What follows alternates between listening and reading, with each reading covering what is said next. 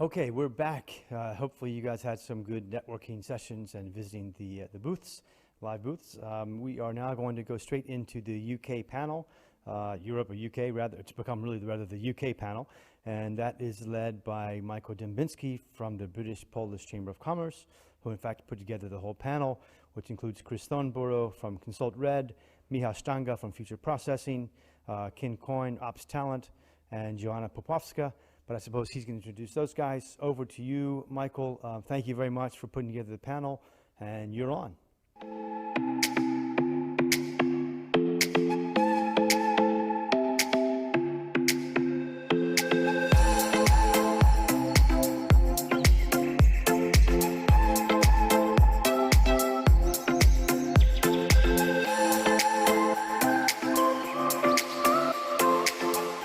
Good morning, ladies and gentlemen. Welcome to the CEE Digital Matchmaking panel here.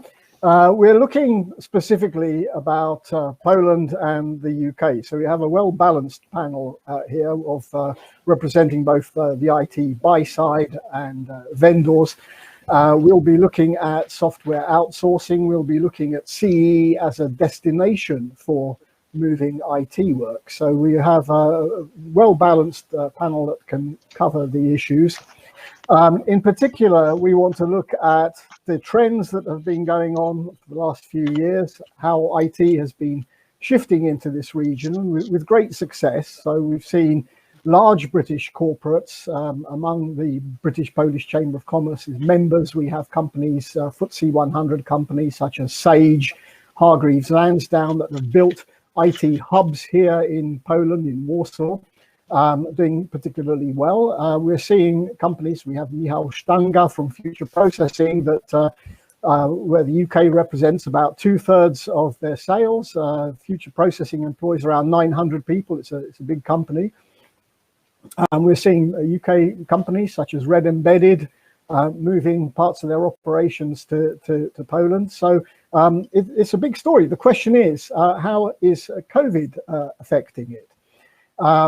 So I'd like to start by asking Joanna Popowska from CITF in the UK, which is a really interesting organization. It represents around 4,000 chief technology officers, chief information officers, really representing the buy side of UK IT. So Joanna is like the gatekeeper to a large number of budget holders who are interested in developing IT. So I'd like to start off by asking Joanna how she sees the UK market at the moment. It was before COVID, it was a market that was short of some 60,000 IT professionals. What's happened to the market now, and how is the market looking in terms of moving to CEE? Well, I think that we all have to prepare for very different 2021 that we had in mind originally, because this post-COVID reality and lockdown will leave scars, I think, on organizations in the UK, and everything will have to be rebudgeted effectively. And I think that when you look at numbers which are published here every day in the newspapers, they look very negative. So we talk about 3 million people in May on unemployment benefits, and this figure has risen by 500,000 just during last month. The government obviously is still supporting, with the whole job retention scheme, lots of employers, but that's coming to an end. So, we will see, I think, because of this furlough, means that 80% of salaries are paid by the government at the moment. But if those workers were counted as unemployed, then our unemployment figure will be as high as 24%. So that's yes, that's absolutely. This scheme was very successful in a way. Probably the government didn't think it's going to be as successful, so they can't afford it anymore. So I think all of that in terms of economic outlook, everyone is very cautious. Everyone is rebudgeting. That's what we can see within our member organizations. I think people are focusing very much on mission critical, making sure that everything operates efficiently. But I think in terms of big investments, we're going to see, lots of caution in the market. But new projects put on hold. I think it's really interesting, because I think all of that require at the same time we know that we all have to go digital. I mean that became very clear very quickly. So I think there will be still investment, especially you mentioned e-commerce there, and I think that will be very strong. Remote working again, there will be a trend that is not going to go away. So organizations are investing in enable people to work remotely. Cybersecurity, will again, there will be something that people are prepared to invest in. But the level of innovation, I think it will be really interesting to see how much of it will be really happening this year and in 2021. Okay, thank you. Ken Coyne, Ops Talent, the HR market. What trends are you observing in terms of recruitment of IT talent? In Poland or in the UK? Across both, across Poland, and we can focus on these two markets. I think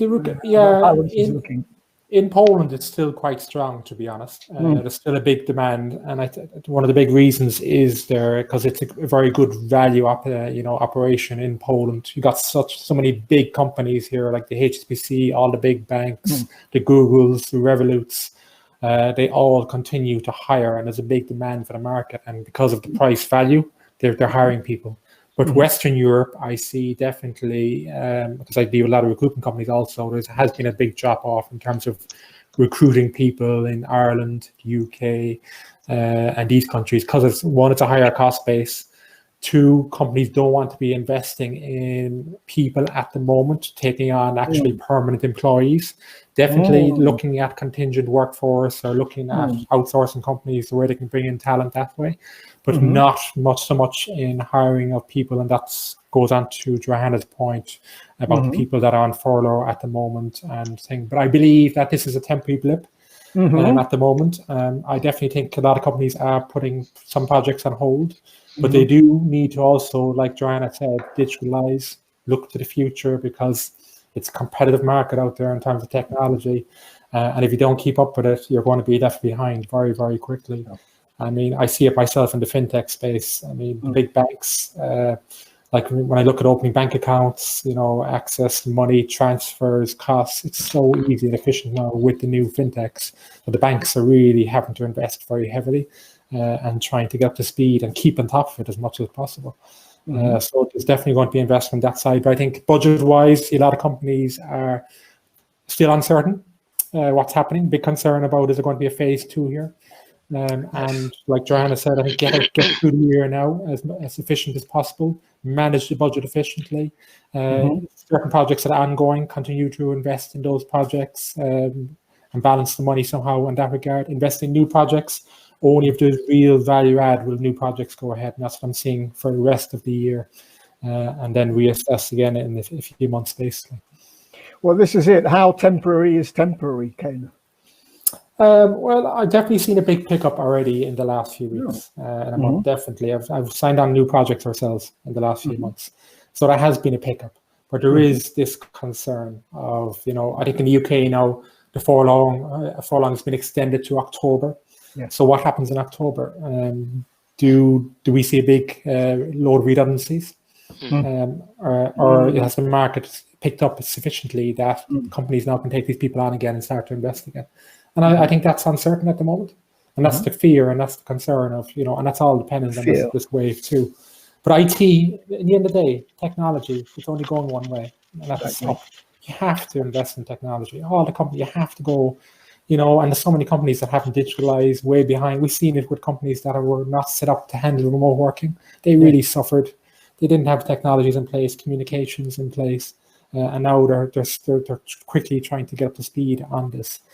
So certain things, like Joanna mentioned about digital, that we're seeing a lot of investment in mobile web technology now also, because everything is going mobile based. There's still so many companies that are not mobile and don't have applications that you can access easily on the mobile arena. So we see investment in that regard. But I'm hoping, and we have definitely a bit of momentum at the moment. I'm just hoping that we can maintain the momentum. But it's still very uncertain out there. Okay, thank you. We've talked about the mega trends. We've talked about fintech. We've talked about remote working. We've talked about e-commerce. But another area which we've not discussed at all yet is health tech. Here I'd like to turn to Michał Stanga from Future Processing, one of Poland's great IT champions, about 900 people employed in Gliwice. And one area in which you are particularly strong is around health tech, looking at things like image processing in oncology, in brain surgery. Michał, tell us a bit about your developments in the area of health technology and how you see that going forward into the future. Obviously, COVID and all the science around that, looking for vaccine, working with pharma companies, the prospects are very exciting. How do you see it? So when it comes to health technology, I believe it's an area in which technology will play a role. And the reason is that we have a number of factors that come together in play. One will be that there is not enough specialized doctors available in the market to do diagnosis. Society is aging, so we will have a number of people who need more medical care in the future. And as a society, I also believe that we recently want to have a better healthcare that is currently available to us. Therefore, solutions that can aid doctors in doing their work, or maybe solutions that can do part of their work for them. This is something that is will be seen as a good thing.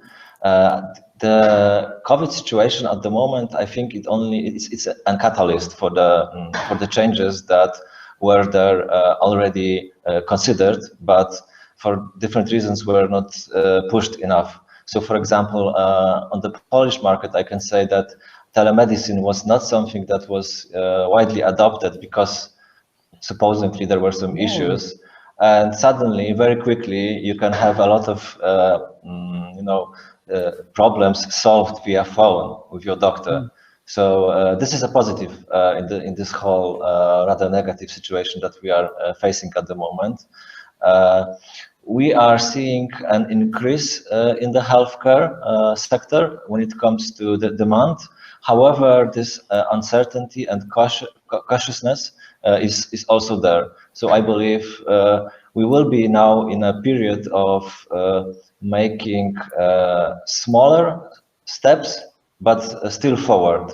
I think that it's because all businesses at the moment are looking for ways to mitigate the risks and the uncertainty, which is great. As you have already mentioned, we don't know what about the second wave of the virus, will it come or not, how we will behave. So from our perspective as a business who supports clients, we are trying to find a way in which we can go through this together and make some small steps forward, because as Ken said, sooner or later we will need to move on, and people or businesses who will not find ways on how to move on may have troubles because this ecosystem in which we will be operating will be much more competitive than it was pre-COVID. But basically, healthcare as an area is something that we see will be there will be money in this area in the future, because we have now all realized how important it is for all of us. So even though if we are all healthy here, but there are issues like COVID around there, it's something that we as a society need to deal with. And sorry, Michael, just to add on that as well, because you have the Horizon 2020, which is coming to the end of its cycle this year, which is all about, that's the EU Research and Investment Fund. Yes. And they do a massive investment. We've done a lot of projects on that ourselves, but coming forward next year, we'll have Horizon Europe. That's a budget of between 80 and 100 billion fund, and a big part of that is medtech. So that's where research, investment, mix of private and public, which is fantastic. And there will be a lot of that will be invested in new medtech stuff. Yes, So that is correct. Yeah. Coming back to Michał, can you tell us a bit about your recruitment before COVID? The Polish IT market was already starting to look a little bit difficult in terms of finding and retaining talent. Future Processing invests a lot in terms of employer branding. We've seen quite a few Ukrainians going back home at the beginning of the pandemic. And Ukrainian IT workers here in Poland made a significant contribution to the market. How do you see as Future Processing recruitment, retention, and talent availability in Poland? At the moment, based on what the knowledge we have, the market has changed slightly. So there is more talent available, especially short term.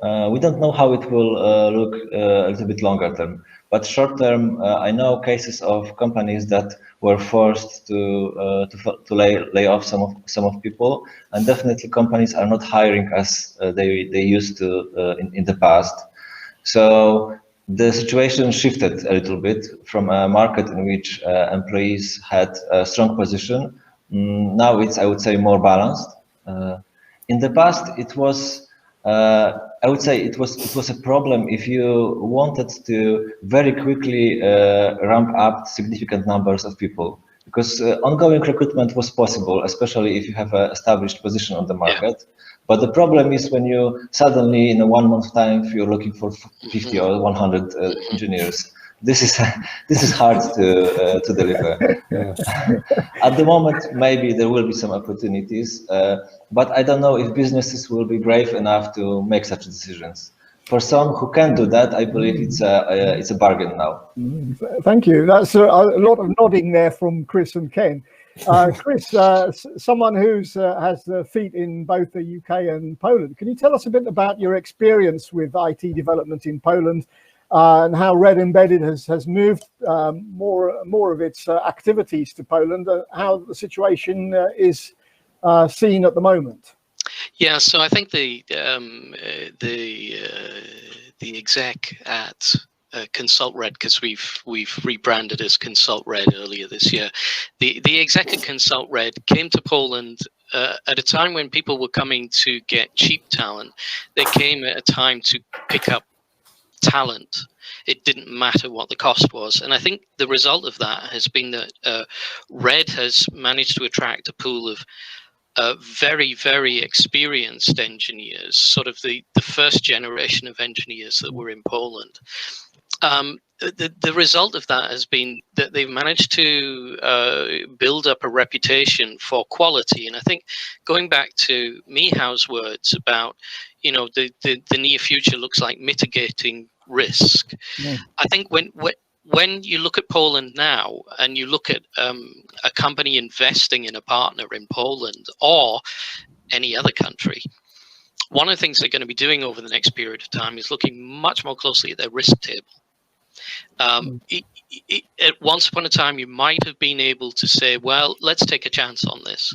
But now you're going to need a partner who can guarantee delivery. And going back to your question, Michael, what I've seen in the last 17 years is Poland moved from foreign companies treating engineers here sort of chickens in a factory laying software eggs into a transition where the management skills grew in Poland significantly. The indigenous companies began to grow and become significant. And now what we're seeing is a period of equal partnership with third parties in other countries. And because it's nearshoring and because it's a common language in many ways, and I would add as well, in one of the previous panels, Mark Keogh was saying that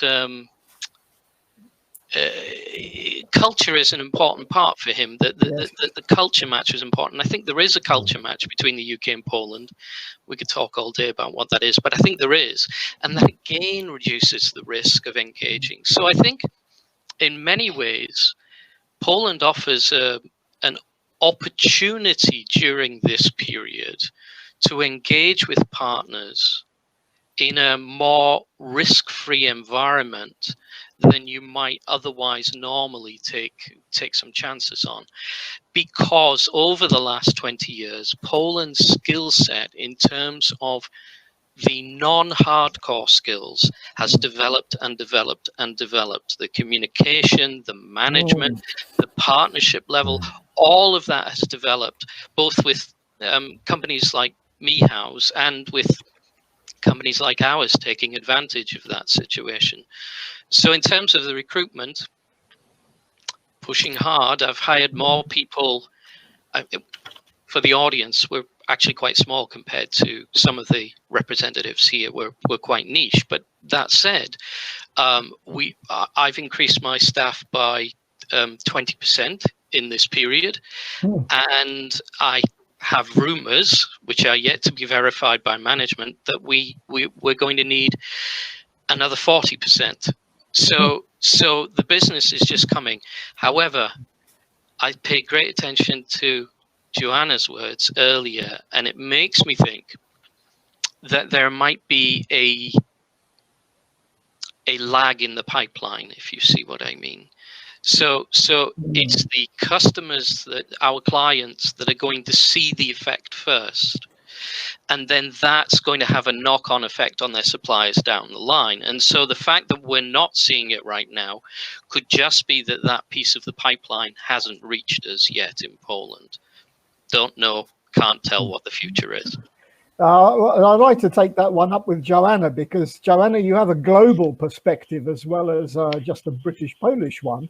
Your members do outsourcing. Chris mentioned the word nearshoring.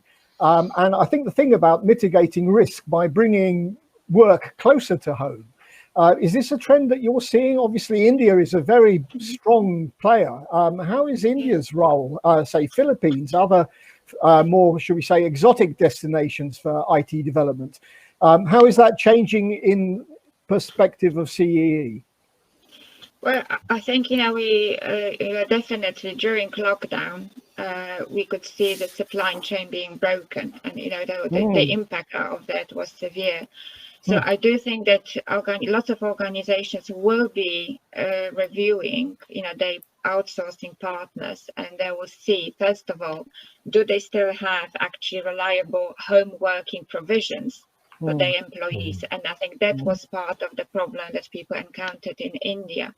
So can you work from home safely? What about issues around cybersecurity, etc., etc. So that proved to be difficult. And obviously, I know that culturally, actually, there's lots of companies encountered that Indian partners, out of fear now, worrying about losing their jobs. You have this culture when you just say yes to everything, which is obviously not the culture that organizations want to foster either. So I think that there's lots of problems there, and I do think that people will also look, which partners were reliable, which partners have provided uninterrupted service, during lockdown. So I think nearshoring, I think there will be, in my opinion, tendency definitely to bring it closer to home. I think, as always, I think companies, organizations will be looking at trade-offs between value, risk, and effectiveness. So I think it's always will play a role. I think in terms in our member organizations, which are kind of FTSE 250 and public sector organizations, especially private sectors. Actually, I had a webinar with some of our members. There are 15 organizations around the table, and each of them said that they have complete recruitment freeze until the end of the year. So there's lots of reviewing, thinking what's going to happen, rebudgeting, as we said. So I think that the business environment in the UK, it feels to me that it's really challenging and difficult. People, but saying all that, as we said before, technology is a way forward, and I think we all have to, an organization will have to collaborate within a wider tech ecosystem. Yes, so and one would hope that Central and Eastern Europe will be part of this ecosystem. Very interesting. About 15 organizations around the table, all of them have had a recruitment freeze. Ken, are you seeing recruitment freezes, or are you seeing business as usual, or somewhere in between? No, I do see definitely a lot of freezes on recruitment in the short term. There's no doubt about it. I mean, it's very, very true. Like I said earlier, I mean, it's just managing the budgets now and managing the uncertainty, what's happening in the next few months. Cash flow is key, of course, when it comes to business. And because you have to invest in one side, but the money has to be coming in as well on the other side to pay for it. And it's getting that balance, and hence why I think companies are freezing and watching costs where they can. And that's why also, I mean, why do you outsource in the first place? I mean, one, you look at access to talent, because there's a huge shortage of talent. Two, technology expertise. You just don't have that technology expertise in-house. Also, cost plays a major role.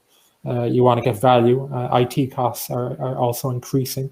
Now, even more so, you mentioned, John, about security is a huge, huge area. And it's getting bigger and bigger. I think I read it somewhere. I think it was either Computer Weekly or Computing that said that IT spending has completely plunged in April.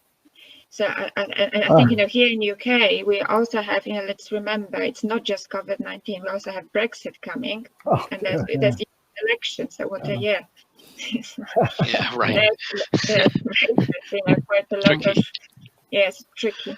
Yeah, well, one of the things we're looking at cost, and this is an issue that has been raised both by Chris and Ken, which is IR35, which is the prospect of the self-employed IT contractors being taxed and paying national insurance at the same rate as full-time employees. Now, this was meant to come in April of this year. It's been delayed because of COVID until April of next year. Now, at the same time, Michał Stanga, we had the threat in Poland of IT people, higher paid employees paying national insurance or social security, ZUS, at a higher rate. And this was obviously something that was going to hit the IT industry as well. So let's look at costs for a bit. Let's look at IR35. Let's look at the total cost of taking on an employee or working with subcontractors. How do you see IR35 working out? Both Ken and Chris, you can jump in here if you want.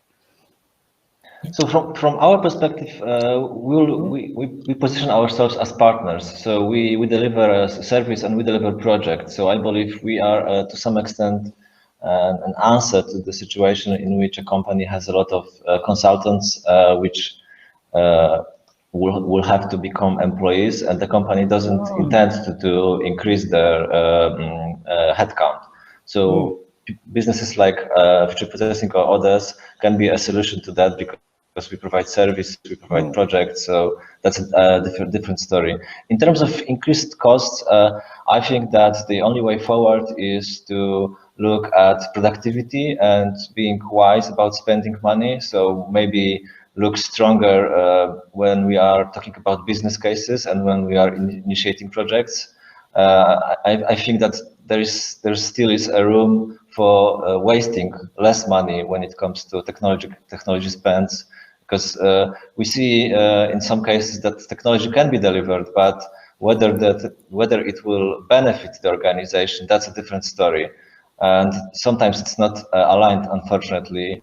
And maybe this alignment, if this can be improved, and we would truly introduce technology to business, and this technology would then deliver value, improve revenue, improve client satisfaction, then we will need to worry less about the costs, because we will have better profits. That is the question I was going to ask you about outsourcing innovation, about outsourcing bigger processes just than writing a few thousand lines of code. How deep is the outsourcing of innovation that's taking place in terms of a total business package? So you've got a problem, you want a solution, you want to discuss your business processes with someone like Future Processing, for example. How deep can outsourcing of innovation go as a subject? I can go back now to Chris' words. I think Future Processing is an example of what you said, Chris, that sector in Poland has matured in the couple of last years. I remember Fisher Processing when we were 10 years ago. It was much more about engineering, doing great quality code, and that was most important. Sometimes even against clients, because sometimes quality is against budget. But we have learned and we have realized that actually business comes first, and the business case is the most important thing, and delivering value is what we focus on now. So when it comes to innovating, I see ourselves as partners for businesses in the UK. However, this still requires a lot of, I would say, joint cooperation. We will not be able to deliver innovation without deep involvement from the business side, from the domain side, because we know technology, we know how to deliver it efficiently. We can facilitate the process of building technology, even initiating projects, working out roadmap, architecture roadmaps. But the business must know what they want to achieve and where the innovation actually from the business perspective lies, because technology is still only a tool, a great tool, but together, technology business and the business that will want to use that tool must figure it out how they want to do it. Okay, thank you. So I'm gonna take that one up, because we have a slightly different experience, probably because we're very niche. The outsourcing of innovation. I think when you ask how much of your business does it represent, I think answering that literally would be misleading. I think what you've got to ask yourself is how much of any company's business is innovation, and how much is the development, delivery, and maintenance of the products that are based on that innovation. And so if you took that into account and normalized it, then I would say yes, innovation comes to us in huge quantities.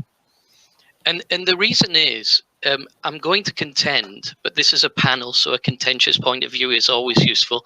I'm going to contend that outsourcing innovation is more efficient than doing it yourself. The reason is, you've got to do two things. You've got to do your business as usual in the delivery of your products as they exist today, and you've got to bring in the bread and butter that feeds all your staff. But you've also got to keep competitive with the marketplace, so you need to innovate.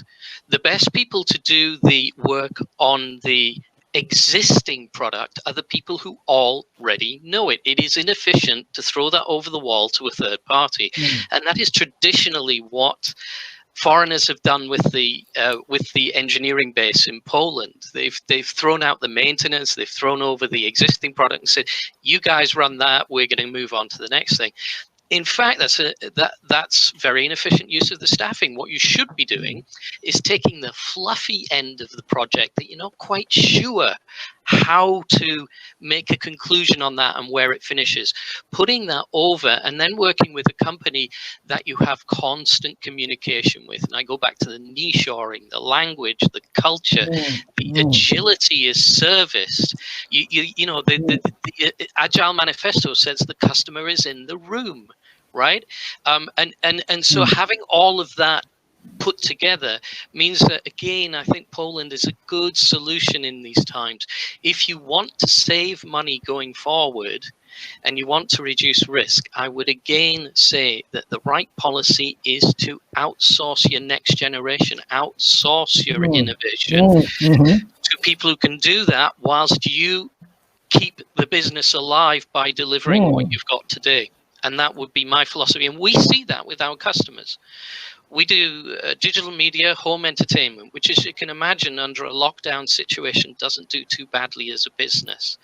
So, but we also do connected devices. And we are having our customers come to us and say, okay, COVID, we need much more connected devices. We need traceability. We need end-to-end security. How can you do this? How can you use your experience in the security of digital set-top boxes, which, believe me, that's a serious business. The security on those video streams is serious business. How can that transfer into the IoT world, into the connected world, and so on?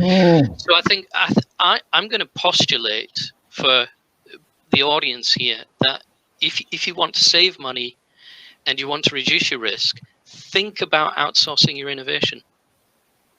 Thank you. Very interesting point there about outsourcing your next generation. Can just to finish off about IR35, Ken, because I think you mentioned this first. How do you see this affecting the market before we move on?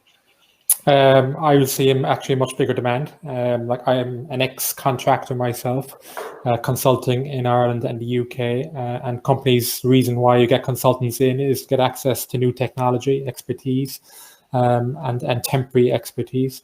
And now companies don't want to be the challenge of dealing with a tax man in the UK and worried about they're going to come and get a big bill, and more importantly, of losing that knowledge and expertise, because you're building in that knowledge and to have these people long term because they're afraid to lose that knowledge. So I see that, and the challenge was also remote working. People were concerned about having people, even though we say nearshore, not in the office. With Chris, at your point about innovation, that now I think we've seen remote working works. You can work, and you can work very efficiently, and you can add value, and you can do innovation through remote working. So I see actually more and more companies now looking at alternative options. A great alternative option is somewhere like Poland. Going back also on the innovation point, McKinsey has a first centre of excellence worldwide was set up in Poland.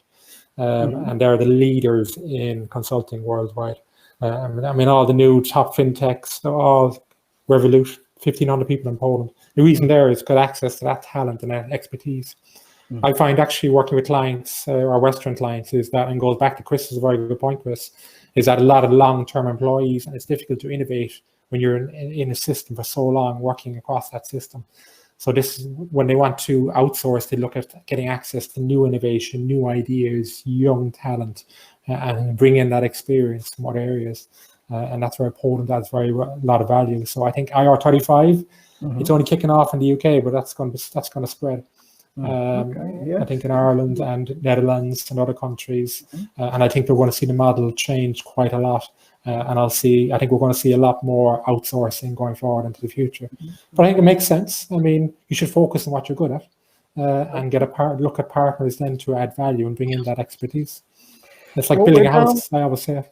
We're down to the last 9 minutes, so I'd like to finish off the last subject about culture, about those cultural differences. We've alluded to this during the discussion. In particular, I'd like to ask Chris and Michał, both of you were working in this space between the UK and Poland. How do you see cooperation, collaboration, communication between customers in the two countries, between client and supplier in two countries? All right, so I'll jump in on this one. I think that I've already said that, you know, even down to the sense of humor, there's a great similarity between the cultures. There's you know, sort of a distrust of authority in the two cultures, and I think that leads to a bonding at the engineering level and at management level as well. But I think for me, you know, Mark Keogh said that language isn't a problem, that English is everywhere, and I think everyone would agree with that that's worked with Poland. So then you come down to quite subtle things, and I'm going to be a little bit contentious because I'm going to tell the customers it's all on their side. If you're a British company, if you're a Brit, we do have a tendency to use regional accents and to flower our language in communicating with each other. We do tend to use a lot of idiosyncratic phrases and a lot of postmodern media references when we're in meetings and things like this, right? And when you're working with any country, whether that be Poland or somewhere else, the media is different. Sure, we've all seen Marvel, but not everybody knows who Morecambe and Wise are. So I think when you're talking about cultural differences, I think a little bit of training of the people who are engaging on a day-to-day basis is very useful. I think slow down your speaking. I think use humor only when you're sure of your audience. I think that don't use cultural references and try to avoid idiosyncratic phrases. And I think that helps the project. In terms of the cultural match, though, I think it's very high between, I've been here, 17 years? It was easy. It was easy coming here. I'm sure if it was China or even other CEE countries, it would have been less easy than Poland.